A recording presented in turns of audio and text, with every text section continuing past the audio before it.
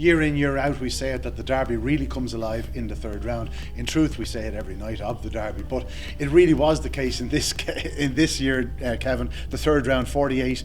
In the end, it became 47, down to 24, but unbelievable racing from start to finish. Oh, tonight was scintillating, wasn't it? Every race, there was another talking point, and it was an incredible night's race. And in fairness, there was a couple of big ones went out, but in the majority, the hot pots went through, and that's what everyone wants to see.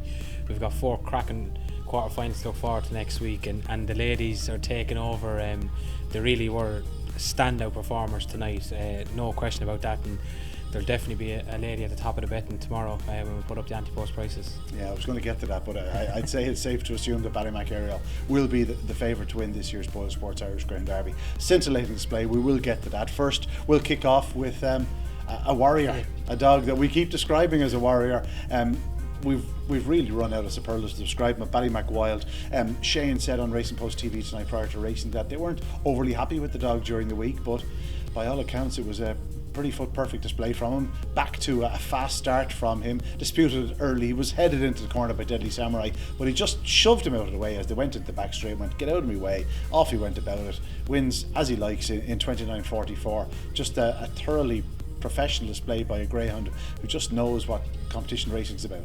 Yeah, very much so. Look, I was at a wedding with him last week, and with Ballymac Wild? No, with Shane. Wild was up here doing the business. Shane had a night off, and Shane did say to me that he thought that the word he was getting was that he maybe picked up a small niggle up here, but even Shane said it at that point, knowing Wild, he'll find a way to come through the week, and he was brilliant tonight. We spoke about him here in the early rounds, or even back in the Champion Stakes, that when a small gap opens, he forces his way through, and that's exactly what he did in the crest of the corner tonight. It got a little bit tight with himself and Deadly Samurai. He lowered his shoulder like he does and just forged his way to the front, and he's an unbelievable greyhound. Warrior, every superlative has been used for him at this stage, but yet again here he is in the quarter final of a derby, and you'd be foolish to think that he couldn't go all the way, because he's just that calibre of greyhound. Yeah, Kerry could have done with him in Croke Park today, throwing a few shoulders. Trap 4, Galvarino chased him home in second spot. A real strong runner. Obviously he needed a little bit of luck in running. Droopy's Good completely missed the kick. There was traffic in the middle of the track, but Galvarino is very, very strong. His future is definitely over further, but a dog that keeps progressing. He's going to need to be really on his game the next night. We've seen the draw, but it's just a really nice dog for Johnny Linhan to go to war with in the future. He is, and there's a lot of early pace in this derby, and we saw it in patches even tonight there with so many early pacers. There's trouble to be had, whereas at the first bend or out of the boxes. So if that happens, Galvarino is one of those who's more than capable of picking up the pieces. And you look through the list of the 24 that's left in it, there's not that many out and out strong running types. There's loads of early. Everywhere you look there's early. So Galvarino, it mightn't be the worst place to be going into the corner, even if he is slightly detached. If there is trouble, get a clear run and pick up the pieces coming home. He'll need luck on his side, no doubt about it, but like you said, he's a lovely prospect going forward. Speaking of early speed, Droopy's Good, the dog we were expecting to take them along, set a searing gallop as he has done in the previous 2 rounds. He was beaten tonight, but it was arguably his career best effort. He completely walked from traps, was out with the washing, showed unbelievable pace into that third bend to move third, then move second as Sizzler stayed nice and wide. He is picked up for second spot, but it was an incredible run from him. We're talking about a dog that's beaten 10 lengths in 29.47, but it was arguably one of the performances of the night. I'd agree with you 100%. Owen's face when he came in off the track, when he looked up, and I'd said well done to him, he thought he was out. He honestly said, Kevin, I stopped looking. That was the truth. He ran to the escape. He was convinced the dog was gone. It was an unbelievable, and what sealed his qualification was his determination at the third bend. He had to be a real man at the third corner. There was dogs on his inside. You knew he was going to be vulnerable up the home straight. There was 2 dogs on his inside, and he just cut the corner. It was Brendan Murphy's dog, actually, I'm pretty sure, Triangle Hugo. He just cut the corner off of Galvarino and Triangle Hugo. At that point, Triangle Hugo went backwards. That created a little bit of a nest egg for Droopy's Good to hang on to up the home straight. But like you said, he is 1,000,000 to 1 to qualify, passing the winning line the first time. I still don't know how he got up to qualify. They'll be thankful they're in the hat next week, and you'd be foolish to take him on because you know he can be very explosive to the third bend. Yeah, he can absolutely rock it to that third bend. On to the second heat, a heat that I put my hands up and say I got wrong. I got right to a point. I thought Ballymac Fair One would get to the front. I thought if he got to the front, he'd certainly hold on. SKYWALKER CILLA did take the few bumps I was expecting early, but she rode them well. She turned second, and once doing so, she always seemed to be looking, like she was going to pester Ballymac Fair One. As it was, she made her challenge around the final bend, switched to the outside, stayed on stoutly. She wins comfortably by a length and a half. Bit disappointing from Ballymac Fair One. He's had a lot of racing in a short spell of time, I assume, but SKYWALKER CILLA, she's lightly raced, but she really can run. Yeah, I think both connections will be over the moon. I actually was very happy with Ballymac Fair One. I thought this was by far his best performance since he's come back to these shores from England. I thought this was more like the dog I saw in Toaster.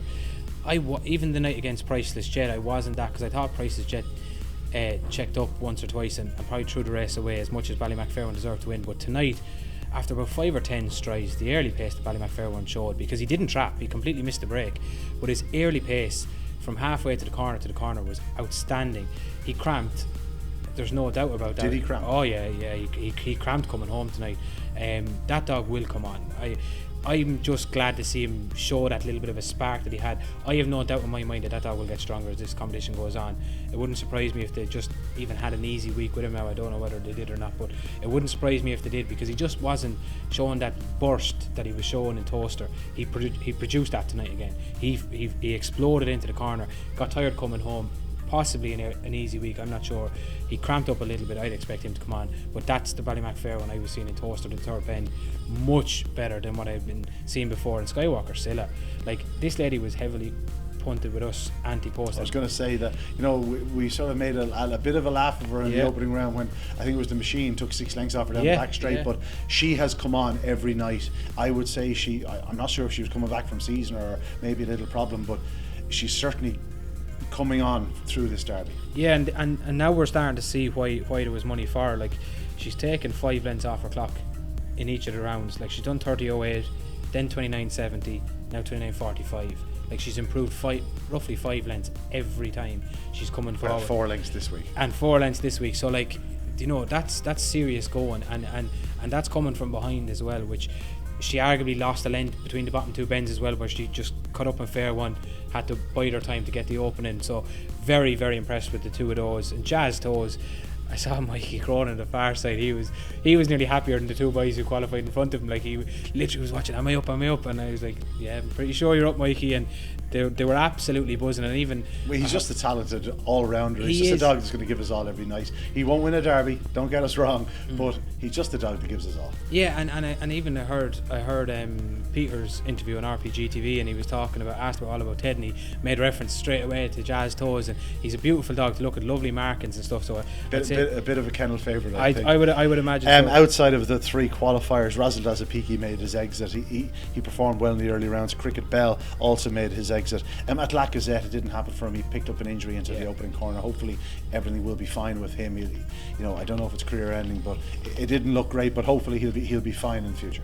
Oh yeah, look, he's a favourite of mine, and I really do hope for Connections to get him back, because he's been a wonderfully consistent dog, and fingers crossed we see him back sooner rather than later. We'll move on to Heat 3, and here Dear Jet Sydney just showed exactly what a professional, almost just clinical performer he is. We know he edges inwards when he gets room, but there's times on this occasion where he didn't move in. There was dogs in his inside. He went round dogs. He showed great pace to challenge into the third bend. He went on about it. 29.75 wasn't fast, but it was certainly a very impressive display by a dog who just continues to impress. He's always a bigger price than he should be, and tonight he duly obliged. I thought Rural Star ran a big race in second spot, and speaking of the ladies, Scooby Princess, she ran an unbelievable race in third. Yeah, absolutely, and Dear Jet Sydney, like, the time 29.75, but he was barging the whole way, 3/4 the way to the opening bend, and to still do that kind of a run. You knew into the third bend that Broadstrand Ryan was probably going to stand up again, and that's just been the problem with him, and as a result he doesn't qualify. But Dear Jet Sydney drove it. He didn't know that Broadstrand Ryan was going to do that, but he still drove that third bend. He does. Like, you talk about Ballymac Wild taking opportunities, this dog has done it all his career. He really is an owl tough as they come. He knuckles down when he has to. He's got great early pace. We know he loves the fence, and you really don't want to see him on your outside, but as soon as an opportunity comes up, he's going to take it. The writing was on the wall going into the third bend. You knew Broadstrand Ryan was going to ease slightly, and Deirdre Sidney only needed him to ease slightly, and he was going to cut the snot off him, and that's exactly what he did. He swooped. Nice way of putting it. Well, that's what he does. He took advantage of that third bend. He swooped it, and away he went. Rural Star. This is much more like the dog we were seeing in Clonmel. This was arguably, of all the dogs that ran tonight, probably the dog that took the biggest step forward from his previous few runs. He showed that tonight he ran with the big guys. He didn't look out of place. He matched Deirdre Sidney for a lot of the race, even going down the back and on the run home, whereas he wasn't doing that. He really wasn't. The night this dog ran in Clonmel first time up, from 2 to 3, he was electric, unreal, literally mind-boggling to watch him. He hadn't done that for the last 3 months nearly, and tonight was much more like it. He really ran with some zest tonight, and it might be a good step in the right direction. What do you say about Scooby? She's back in there, the quarter final of the Derby. You'd be foolish to take her on. She's much better draw next week. We know the draw. She wants the middle. She wants the middle, yeah, and she edged out, and Deirdre Sidney edged in. Epic Hero with the meat and the sandwich, and then poor old Epic Hero. We have to mention Epic Hero. Yeah. He's absolutely flying at that third bend. He's after showing unbelievable gears.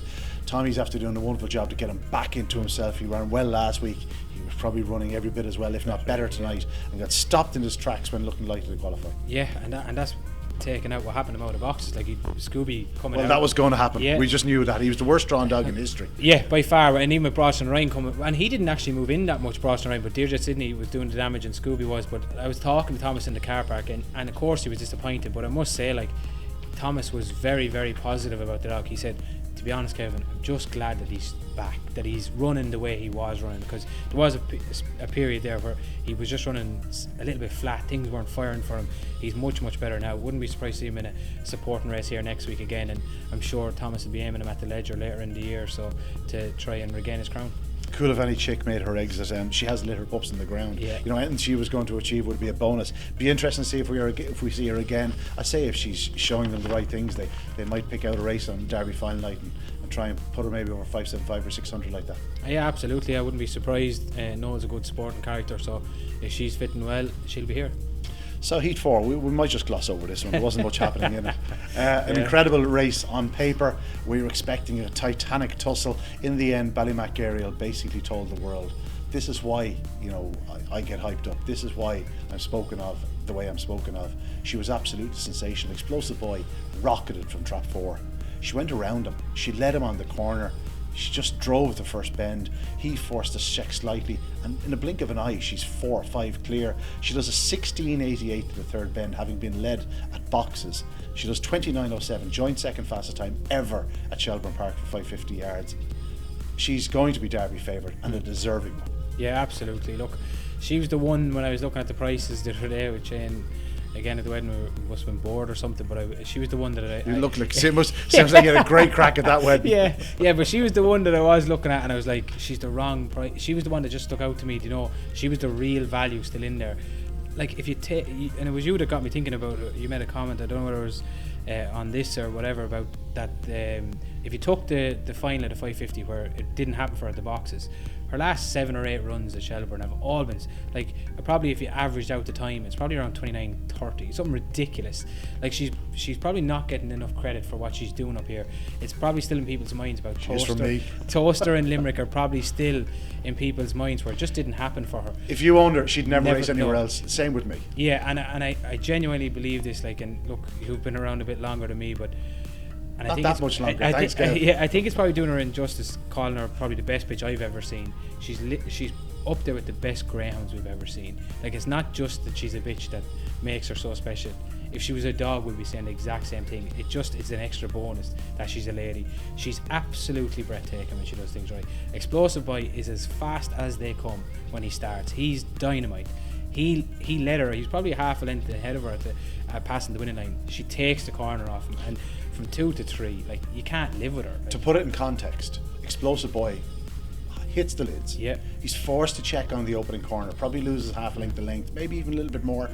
He does 29.35. You know, second fastest heat winner was 29.31. You know, if not for that, he'd have done sub 29:30, and we're still, if she's not in the race, we're going, wow, what's going to beat him in this year's Derby? But as it is, she beats him by 4 lengths in 29:07. It was just a sensational display. Price's Jet ran an absolute blinder in third spot.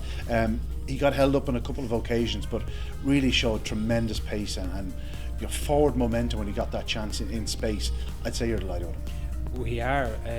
I didn't think leaving here last week that he'd even line up. When he cleared the 4-dog last week, he lost his action, and we were under pressure all week with him. And I must say credit to Martin Lanny and the work that he done with him as well, and the whole team at home.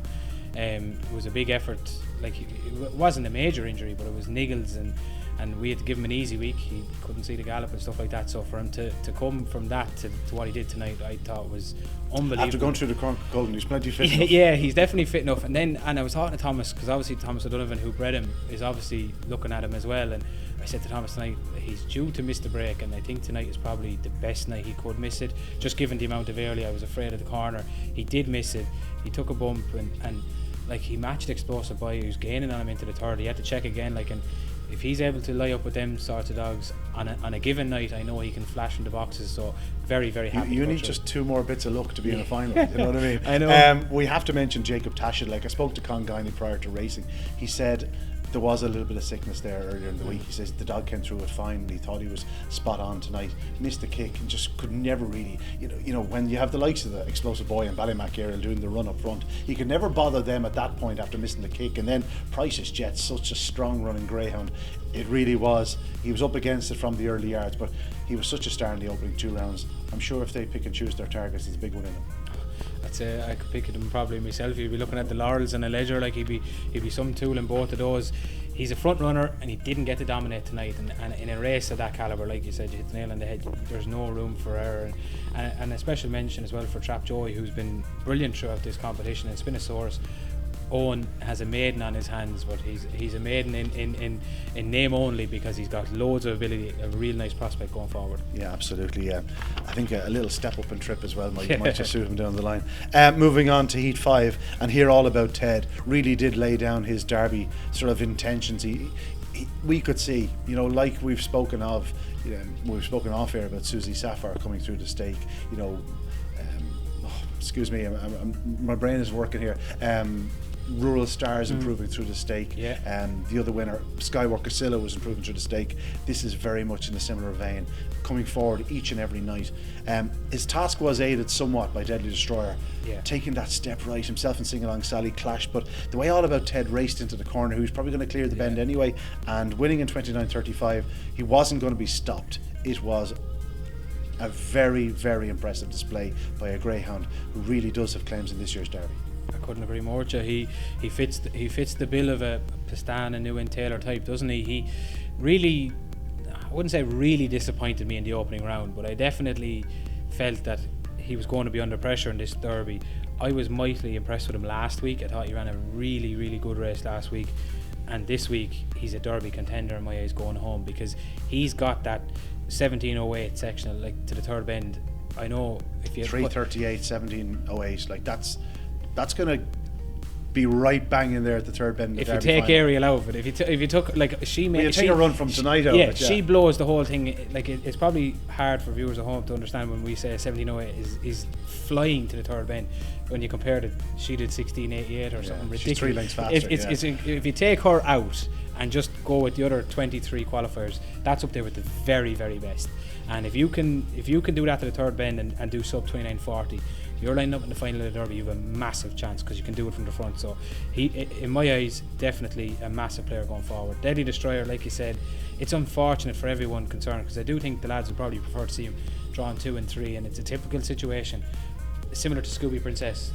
To get 3 or 4, you have to see it inside, and then typically he did turn second, but Amadeus Luke got up his inside at the third bend. The two of them got clashed, and all of a sudden Sing Along Sally, who'd been knocked out of the equation in the early strides, came shooting through the gap, and it was like, where did she come from? She qualifies in second spot. She lives to fight another day, and like All About Ted, SKYWALKER CILLA, the dogs we've mentioned, she's coming forward each and every night. She's only about 16 weeks out of the season at this stage.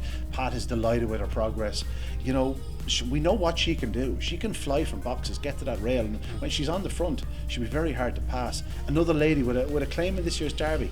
It's incredible because, to be honest, the last 3 weeks, every week I've seen her, she's half the pitch we were seeing in Limerick, and you're like, she's no chance of qualifying just because she's running so far below her level. But she's finding a way to qualify, and we know what pitch is our season. The penny's going to drop soon. Week on week, she's going to improve and improve. Tonight, if she hadn't hit Deadly Destroyer, she might still have done a 29.40 or 50 run. That's it, yeah. And she's battling there, unbelievably. Like, she's a 28-second bitch in Limerick. We know how good she can be on her day. And as we talked about other dogs coming forward, her above all has a divine right to be improving. She should be improving the most. Like, she's now in the quarter final of the Derby, and I would say Connections at the start probably said we get a couple. And she's in one next night. And she's in one. I'd say they entered her saying, look, we get a couple of runs into her. It's unfortunate with the timing, and we see what happens.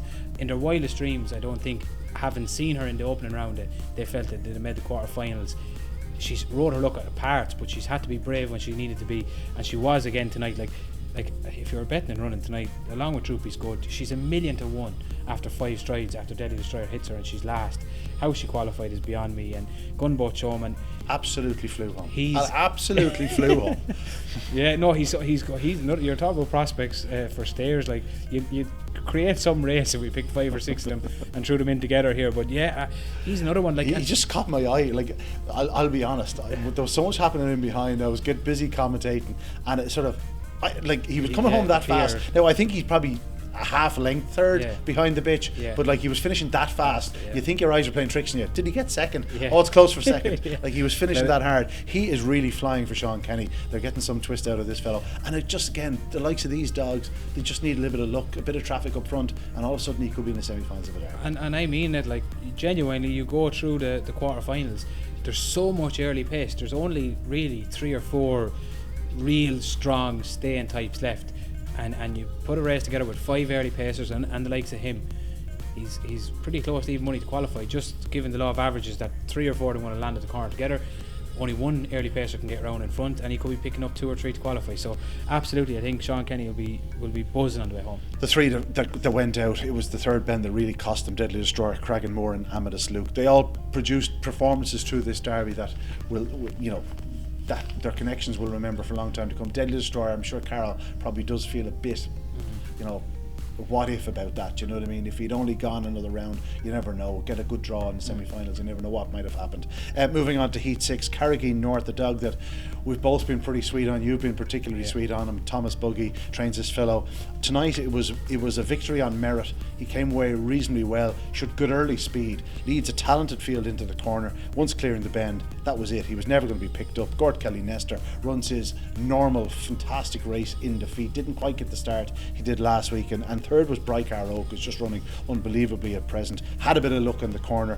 Ballymac Art didn't. She hit the deck. She was up within, like, it was one of those where she sort of landed on her backside and popped onto her feet, and she galloped on. She was fine. And Pirno, desperately frustrating greyhound. Loads of pace, buckets of speed, showed fantastic pace in defeat, but just this trapping is just completely letting him down. And Kilbannon Psycho from 4, always facing a tough task. But Carrigaline North, a dog we both like, an impressive winner. Yeah, a dog that we've been talking about, and you're right, I'm a massive admirer, but I must say he added another feather to his cap tonight, because you hit the nail on the head. The 351 is probably a little bit underwhelming, but it was what he did from the line to the bend that was so. It was a very level start, yeah, and he just emerged from the line. I was really taken by it. I hadn't seen that sort of early by him. I thought he was a real nice all-round type, even more of a stamina type of a dog, but he really exploded into that first bend tonight, from halfway to the corner. Now look, there's no real well, Ballymac Art is there obviously, but there was no real outstanding early in it. But like, he really ragged him to the corner from halfway. 17:33. Like, this is an October pup. He's only having his 12th start. He's eligible for the Puppy Derby. He was an eye catcher early on, and he's growing from strength to strength to strength. And I must say, I mentioned for Thomas and Rose Buggy and the tune they're getting out of him, year in, year out, they come up here with a dog or two on for the Derby. they'll be priced at 100 to 1 when it starts. It's a long time since they didn't have one of these types of greyhound in their kennel. Always the Kilgraney syndicate or the Kilgraney prefix for many's a year, and obviously this is a different prefix. Catch Me Flying, Carrigaline North, just greyhounds that can come up here and compete against the best. Yeah, and Catch Me Flying came up here, was it last year or the year before, completely unknown at the time, and started rattling out 2940s, and this lad's doing 2963 as an October puppy. They do a great job at home, and I really hope that Dara Patterson and Thomas and Rose have great success with this lad going forward, because he's a real nice prospect. Gorkali Nestor, he's just flying at the moment. He really is. He's a wide seed, almost guaranteed his draw. Yeah, there's only 4 of them left. Now going into the quarter-final. So, and he's making the most of those draws every night. Pierno, like you said, it just didn't happen from at the boxes, and he is that bit frustrating. We know the ability he has. He can lie up with the very, very best of them, but it all comes down to how he starts, and unfortunately tonight it just wasn't to be. Glad to see Ballymac Art up and running around, and Bryker Oak, Michael Carey. They're getting some twist out of him. Unreal, unbelievable. Like, this lad is only AO, like he's not even double O. I think he was about 40 to 1 tonight. Like, genuinely, I can't remember the draw he has, but he could be 66 to 1 next week. But I still wouldn't rule him out, because he's been finding the gaps when he needs to. Yeah, and that's all you need to do. On many occasions in a greyhound race, I'd rather be lucky than good, and Bryker Oak is very much making the most of it. Jack's Little Thing was the hottest favourite of the round in the 7th of the heats. He did it well, 341, 17-14. 29.51 was a little bit disappointing from where he was. I think Graham may have looked at the heat and went, yeah, maybe another easy heat, another easy week from. He did 29.10 the opening round. I think he started just giving him a couple of easy weeks, and in fairness to him, cleared the corner, went about it, wins as you like. He'll be right up there at the top of the Derby betting again tomorrow morning. He will. Yeah, look, he exploded into the first corner the first week, and 341 was suggested again. Even 17-14, it's pretty good. It's really good to the third bend. The 29.51, it is what it is. They'll be glad to just stay in, keep qualifying. He's capable of 29.10 run. If he keeps qualifying, he only needs to do that on one night. So I'm sure the connections will be delighted with him. He was the talking dog in the opening round. The gloss has been taken from him now, but I'm sure that the connections won't be minding that at all. The draw kind to him tonight, and we know in hindsight that the draw has been kind to him next week as well. So, I think we'll be talking about this fellow in the semi-finals. And behind him, no green dye. We're talking about what a twist they're getting out of a dog. Well, Laura Earle and Sean Murphy have this fellow absolutely in flying form. There's nothing lucky about his progression. This fellow has been showing unbelievable pace down the back straight, staying on strongly. Like, I know he's well enough beaten, but he got held up at the third bend. He came again. He's just running a really hard, strong running greyhound. Yeah, no, this is probably the best finisher left in it now, in my opinion.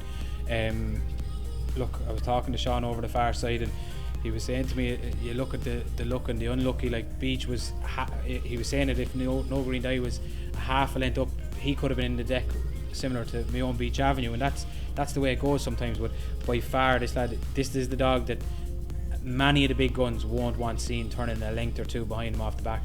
As you say, if one of the big guns is third into the back straight and you see no green dye in fourth, you're in trouble. Big time, and that's going to happen. When we narrow down the numbers, and even if he makes it through to the semi-finals and there's only 12, and next thing you have Explosive Boy, Ariel, Jack's Little Thing, potentially all into one heat. Only one of them can go around in front, maybe two close by, but one of them is not going to get round in the front too. And if no green dye is within a length or two, the connections will be definitely looking over the shoulder to see where he is. And also Monroe Thunder, this is another real young dog. He's just an inch away from clipping Jack's Little Thing on the corner. Yeah, this dog can really fly to the bend, and I know he's a July 19, so like he's over 2 years of age, but he's only having his 8th race tonight. He's probably one of the likeliest race greyhounds left in the Derby, and he really came from nowhere from me. And he's been consistent. 29.79 the opening round, 29.75 last week. He's probably doing in and around that time tonight, but he's got a real nice start of early pace, and maybe not, he won't win this Derby, but keep an eye on this lad going forward at Laurels at the end of the year or something like that. He could be a real player. We have to mention the 3 non-qualifiers. Your own Beach Avenue, it just wasn't meant to be for him. Badly balked on the opening corner. To finish only 2 lengths out of qualifying spots after the trouble he got was remarkable, but we know exactly what he's about. listen, I won't even ask you a target because you just probably just go for everything with him. No. He's a dog, you can run him over every trip. 5-2, you can run him in a sprint. We'll come back to your own night of stars. We'll come back to your own night of stars. Coolavani Sando had been running very well for Niels O'Connell, wasn't meant to be, and tradesman for Declan McDonough. This fellow has been showing tremendous early speed in every round. Tonight he misses the kick, and that's it. Your derby's over, but he'll be back winning races very quickly here at Shelbourne Park because he loves the place. Yeah, and he's a great little dog, isn't he? He always runs his race. Like you've tradesmen there only AO, and you've Coolavani Sando who's only A1, and they're lining up in the third round only, of the Derby. But you wouldn't like to be taking them on in AAO. You wouldn't mind. If there's an AO stake or an A1 stake up and coming, and you have one at home, you might want to keep an eye out and see if them boys are lining up again. Yeah. The final heat of the round was pretty straightforward for Susie Sapphire, another flying lady, and this time 29.31. So she's done 29.59, 29.50, 29.31. She's November. She's bred to be a stayer. She has blistering early speed, 17.04 to the third bend, 3.38. She's just brilliant. I just love her. Away and gone. There was never a moment's worry. Resure went up in second, Right Dog in second spot. He's running out of his skin for Martin Landy and David Buckley. He runs a big race. He gets picked up for second spot, but Susie Sapphire, she was just a different league to her rivals on this occasion. Yeah, she was, and like Owen had the joy of Pestana in the Derby last year, and then obviously the disappointment. This is the female version. She is, like, she really is, like, and I come back to it. I said it on one of these already. Like, she's November. She's like, she's 2 months off being eligible for the Colin and Kirby next year. Like, it's absolutely ridiculous what this lady is doing. It really is. It's mind blowing. She was awesome in the Oaks. You thought the 550 would stretch her, and every week she turns up in a good race. Every race she's been in, like, you look, she beat All About Ted, and even last week it was Swords Maestro and a few more in it. Every week, this week obviously she had Swords Maestro again, the likes of Droopy's Yes. Every week she turns up in a relatively good race, and she makes light of them. And if you stop the video half down the back straight, and all 3 of those opening round heats, she's what, 5-6 lengths clear every night. 17.04. So yeah, take Ariel out of it again, and you're literally just and she does it every night. She really does. And the thing that, as much as all as I'm happy to see her doing it at a 550 when we thought she might not step up, she's doing it from trickier draws. Like, she's brilliant from one. We know she's awesome from one, but even tonight, like hour 4, I know there's only 2 dogs on her inside with Granger Mac out, but it doesn't seem to matter to her what box she's in. She's absolutely singing at the moment, and we've talked about a number of trainers, but in fairness to Owen, he'll take the piss and all, but you have to give him credit on this one, because the job he's done with this one, to keep this one at the level that she's been running at for the Puppy Oaks, the Oaks, and now this, it's an incredible achievement. He gave her 2 trials before the Derby, and I thought to myself, like, this lady hasn't been off the bench in 3 months, and here we are, just a matter of weeks later. She's doing 29.31. She's into the quarterfinals of the Derby. Swords Maestro ran on Wells for second spot. Again, the same thing we're going to say about him every week until he finds his trapping boots. We've seen him do it once in this year's Derby. He only needs to do it once, I know, in the remainder of the Derby, but things are going to get pretty hot pretty quick. If he doesn't find his trapping boots, he could struggle. Yeah, but he's got plenty of boot. He's impressed me on his Derby campaign, because I thought the dog we saw earlier in his career had just gone away. I thought he wasn't showing me the same spark. We know the engine's still there. It's definitely. We just need the landing gear to be there. Exactly, and he just needs a bit of consistency at the boxes, I think, is the key to him. Now look, the margin for error is going to be getting slimmer every week as we go along, but you know he's got the ability to lie up with all of these dogs in it. So and a special mention as well for Reshore, like the job that Martin Lanny's doing with this youngster. Like, he's only a month older than Susie Sapphire, and he's a lot less racing, than less than half the races ran. This lad, another one who completely came from nowhere, a wet, was it a Tuesday or Friday night here, he'd done a nice run, and next thing he's in the Derby, and he hasn't looked out of place, and he's got real good early pace, a lot more than I thought he had. Getting a little bit tired on the run in, but I'm sure each and every week he runs, he'll get stronger. And I'd say the lads are having great crack with him. Yeah, the 3 qualifiers, November, October and August 19, 3 young greyhounds with big futures. Call Me Steve and Droopy's Yes, they got tangled up. They were a long way back off the second bend. They could never get a chance to get involved. They're both talented greyhounds. Call Me Steve ran on very strongly to finish 4th, and Droopy's Yes back in 5th of the 5 runners. They'll have their day. They're both very talented greyhounds. 2 to look forward to. Yeah, two that I'd say might appreciate a step up and trip as well in the future, especially that Call Me Steve. He looks a real nice staying type. Wouldn't be surprised to see him stepping up to 6 bends, and could be a revelation at soon. Is a lady going to win the Derby? with my black and amber hat on, I'm still not giving up on Priceless yet. But in fairness, I think you've played a good question there, because you've got Susie Sapphire underneath the. I know it's asking Scooby about Princess, Scooby and Princess, Sing Along Sally. And yeah, going to my head, I really do. I think if it's going to happen, I think this year they won't have as good a team going into the last 24. But Scooby, Ballymac, Ariel, Susie Sapphire, they're three incredible ladies, and you'd be foolish to try and take them on. But you're not giving up on Priceless yet. I'm not. No, I wouldn't change them yet. You heard that? Kevin Hennessy thinks Priceless yet will win the Derby. Anyway, that's it. We've seen 48 become 24. The remaining 24 will be in action in the quarterfinals of the Derby. There's only 7 races left in this year's Derby, less than 3.5 minutes of racing action. Join us next time for the next 4 heats of the Derby next Saturday night.